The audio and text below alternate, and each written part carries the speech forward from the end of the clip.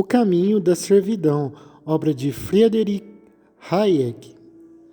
Afirma-se muitas vezes que a liberdade política nada significa sem a liberdade econômica. Isto, em parte, é verdade, porém num sentido quase oposto ao usado pelos defensores da planificação. A liberdade econômica, que constitui o requisito prévio de qualquer outra liberdade, não pode ser aquela que nos libera dos cuidados econômicos, segundo nos prometem os socialistas, e que só se pode obter eximindo o indivíduo ao mesmo tempo da necessidade do poder de escolha. Deve ser a liberdade de ação econômica que, junto com o direito de escolher, também acarreta inevitavelmente os riscos e a responsabilidade inerentes a esse direito. Não se pode exemplificar melhor a abrangência do controle econômico sobre todos os outros aspectos da vida do que na área do câmbio. À primeira vista, nada parece afetar menos a vida privada do que o controle estatal das transações em moeda estrangeira. E a maior parte dos indivíduos olha com total indiferença a introdução dessa política. No entanto, a experiência de quase todos os países europeus ensinou-nos a considerar essa medida um passo decisivo no caminho do totalitarismo e da supressão da liberdade individual. Ela constitui, na verdade, o abandono completo do indivíduo à tirania do Estado, a eliminação definitiva de todos os meios de fuga, não somente para os ricos, mas para todos. Quando o indivíduo já não tem liberdade de viajar, nem de comprar livros e revistas estrangeiras, e quando todos os meios de contato com o exterior se limitam aos aprovados pela opinião oficial ou aos que esta considera necessários, o controle efetivo da opinião torna-se muito maior do que o exercido por qualquer governo absolutista. Para justificar essa enfática afirmação, podemos citar as seguintes conclusões a que chegou Colin Clark, um dos maiores conhecidos especialistas em estatística econômica, homem de ideias incontestavelmente progressistas e de espírito rigorosamente científico, em sua obra Conditions of Economic Progress. Tudo o que já foi dito repetidas vezes sobre a pobreza no seio da abundância e sobre o fato de que já terem sido resolvidos os problemas da produção, falta-nos apenas compreender a questão da distribuição. Revela-se um dos mais falsos clichês na nossa época. A substituição da capacidade produtora é uma questão que só tem importância considerável nos Estados Unidos, embora em certos períodos também se tenha tornado relevante na Inglaterra, Alemanha, França.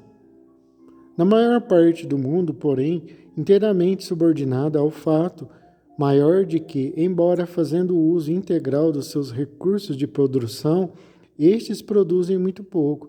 A era da abundância ainda tardará muito a chegar. Se fossem eliminadas as formas de desemprego ao longo de todo o ciclo econômico, teríamos uma indiscutível melhoria no padrão de vida da população dos Estados Unidos. Mas, do ponto de vista mundial, isso contribuiria apenas em pequena escala à solução do problema, muito mais importante, da elevação dos rendimentos reais do grosso da humanidade a um nível mais próximo aos dos padrões civilizados. Não é por mera coincidência que nos países totalitários, seja na Rússia, Alemanha ou Itália, a organização do lazer se tornou um problema de planejamento. Os alemães chegaram a inventar para esse problema a horrível e contraditória denominação de Freizeitgestaltung, literalmente organização das horas livres. Obviamente que eu não sei ler alemão, é uma palavra enorme em alemão.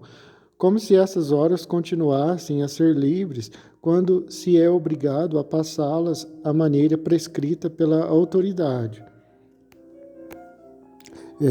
Aqui tem que levar em consideração, né, a época que viveu o autor, aqui, o Hayek, Friedrich Hayek, está falando sobre, aqui nessa parte aqui, ó, não é por mera coincidência que nos países totalitários, seja na Rússia, Alemanha ou Itália, bom, tem que levar em consideração, obviamente, a época em que ele viveu, que esses países eram, assim, principalmente a Rússia, ou a Itália, a Alemanha, hoje em dia, não são países assim como eram totalitários, como eram na época do Hayek.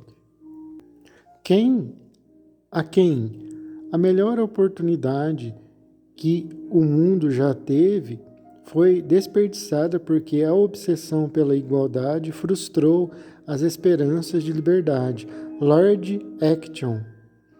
É significativo que uma das objeções mais frequentes à concorrência é que ela é cega. Convém lembrar, entretanto, que para os antigos a cegueira era atributo da deusa da justiça. Se bem que a concorrência e a justiça pouco mais tenham em comum, ambas são dignas de elogio justamente por não admitirem discriminação entre as pessoas. A impossibilidade de prever quem será bem-sucedido e quem fracassará, o fato de recompensas e perdas não serem distribuídas segundo um determinado conceito de mérito ou demérito, depende antes da capacidade e da sorte de cada um. Isso é tão importante quanto não sermos capazes de prever na feitura das leis quem em particular sairá ganhando ou perdendo com a sua aplicação. E a circunstância de, num regime de concorrência, o destino das diferentes pessoas ser determinado não só pela habilidade e a capacidade de prever, mas também pelo acaso, a sorte, não torna isso menos verdadeiro. O que se nos apresenta não é a escolha entre um sistema em que cada um receberá o que merece de acordo com um padrão absoluto e universal de justiça, e um sistema em que a parcela de cada um seja determinada em parte pelo acaso ou pela boa ou má sorte. É a escolha entre um sistema em que a vontade de poucos decida a quem caberá isto ou aquilo e outro em que essa parcela dependa, pelo menos em parte, da habilidade e iniciativa dos indivíduos e também em parte de circunstâncias imprevisíveis. Essa distinção mantém a sua importância mesmo se num sistema de livre iniciativa as oportunidades não são iguais, visto que tal sistema se baseia necessariamente na propriedade privada e talvez não tão necessariamente no direito à herança, com as diferenças de oportunidade que lhes são inerentes.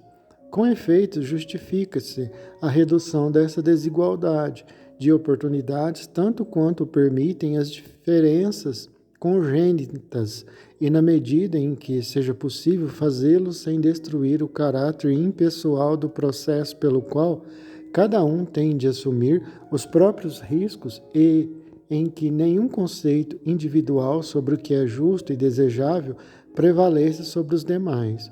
Sem dúvida, no regime de concorrência, as oportunidades ao alcance dos pobres são muito mais limitadas que as acessíveis aos ricos, mas mesmo assim, em tal regime, o pobre tem uma liberdade maior do que um indivíduo que goze de muito mais conforto material numa sociedade de outro gênero.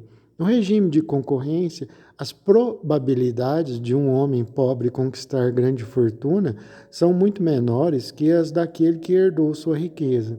Nele, porém, tal coisa é possível, visto ser o sistema de concorrência o único em que o enriquecimento depende exclusivamente do indivíduo e não do favor dos poderosos, e em que ninguém pode impedir que alguém tente alcançar esse resultado. Já esquecemos o que significa a falta de liberdade. Essa é a razão pela qual muitas vezes não percebemos o fato evidente de que, em todos os sentidos, um trabalhador não especializado e mal pago tem, na Inglaterra, mais liberdade de escolha o rumo da sua vida do que muitos pequenos empresários na Alemanha, ou do engenheiro ou gerente de empresa muito mais bem pago na Rússia. Quer se trate de mudar de emprego ou de residência, de externar certas opiniões ou de passar deste ou daquele modo as horas de lazer, embora seja por vezes elevado o preço que se tem de pagar pelo direito de seguir as próprias inclinações, e a muitos esse preço se afigura exagerado, não existe empecilho absoluto ou perigo para a integridade física e para a liberdade que prendam à força esse trabalhador à tarefa e ao ambiente designados por um superior. É verdade que o ideal de justiça da maioria dos socialistas seria satisfeito com a simples abolição da renda privada resultante da propriedade, permanecendo inalteradas as diferenças entre os rendimentos individuais do trabalho.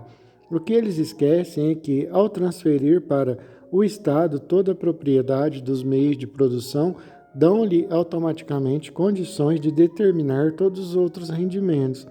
Conferir tal poder ao Estado e exigir que este o use para planejar implica que o Estado deverá usá-lo com plena consciência de todos esses efeitos.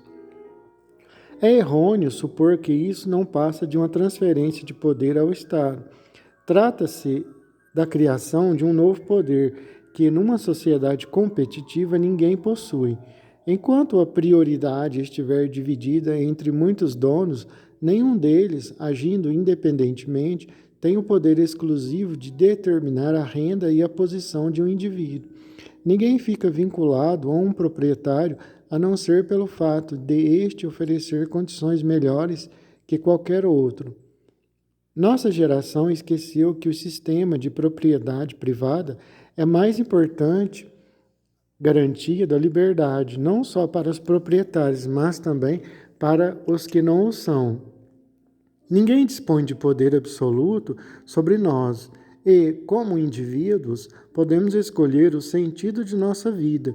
Isso porque o controle dos meios de produção se acha dividido entre muitas pessoas que agem de modo independente. Se todos os meios de produção pertencessem a uma única entidade, fosse ela a sociedade como um todo ou um ditador, quem exercesse esse controle teria poder absoluto sobre nós. Quem duvidaria que um membro de uma pequena minoria racial ou religiosa seja mais livre sem nada possuir, no caso de outros membros de sua comunidade terem propriedades e, portanto, estarem em condições de empregá-lo, do que o seria se a propriedade privada fosse abolida e ele se tornasse possuidor nominal de uma parte da propriedade comum, ou que o poder exercido sobre mim por um multimilionário, que pode ser meu vizinho e talvez meu patrão, é muito menor que o do mais insignificante funcionário que exerce o poder coercitivo do Estado e decide em que condições poderei viver ou trabalhar. E quem negará que um mundo em que os ricos são poderosos ainda é preferível àquele que só os poderosos podem adquirir riquezas? É patético e ao mesmo tempo estimulante constatar que um velho e famoso comunista como Max Richtermann redescobre esta verdade. Parece-me agora evidente, escreve ele em recente artigo, embora deva confessar que tardei em chegar a essa conclusão, que a instituição da propriedade privada é um dos principais fatores que conferiram ao homem justamente aquela porção limitada de liberdade e igualdade que Marx esperava tornar-se infinita ao abolir tal instituição.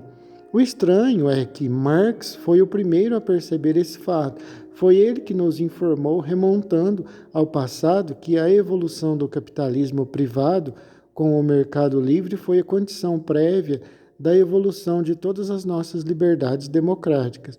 Nunca lhe ocorreu, considerando o futuro, deduzir que, se assim acontecia, essas outras liberdades poderiam desaparecer com a abolição do mercado livre.